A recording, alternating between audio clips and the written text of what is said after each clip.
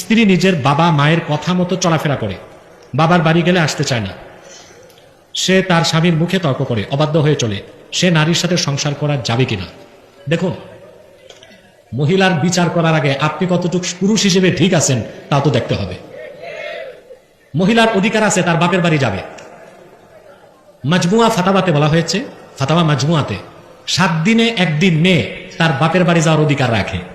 7 দিনে, মাসে 4 দিন, বছরে 48 দিন, 1 মাস 18 দিন, বছরে 1 মাস 18 দিন একটি স্ত্রী তার বাপের বাড়ি থাকার অধিকার রাখে। এখন আপনি পয়সা বাঁচাতে শ্বশুর বাড়ি যেতে পয়সা লাগবে, বউ যেতে দিবেন না বাপের বাড়ি, তার অধিকারকে আপনি ক্ষুণ্ণ করলে সে তো আপনার সাথে তর্ক করবেই, ঝগড়া তো করবেই। তখন আপনি ফতুয়া খুঁজবেন তালাক দিতে, এটা তো চলবে না, এটা তো জিএমটিটি, জাতে মাতাল তালে ঠিক। স্ত্রীর সমস্ত ভরণ পোষণ ও অধিকার অর্পণ করার পরে যদি দেখেন চারিত্রিকভাবে স্ত্রী নষ্ট, আপনি বলবেন আমাকে ঠিক মতো খানা দেয় না। আপনি যে বউকে বিয়ে করছেন তখন কি চুক্তিতে ছিল আপনাকে 3 বেলা রান্না করে দিবে?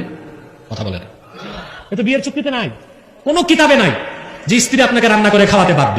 যদি রান্না করে খাওয়ায় ওটা বুঝতে হবে স্ত্রীর অবদান।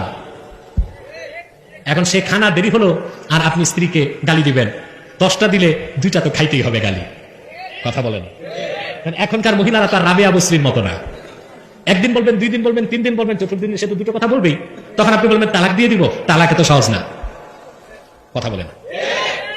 এখন আজকে বাড়ি গেলে তো বউ আপনার সাথে স্ট্রাইক করতে পারে যে হুজুর তো বলছে আমি তোমার রান্না করে খাওয়াইতে বাধ্য না। আপনি আবার স্ট্রাইক করবেন, তাহলে তুমি অসুস্থ হলে তোমার ডাক্তারখানায় নিতে আমি বাধ্য না। কথা বুঝলেন?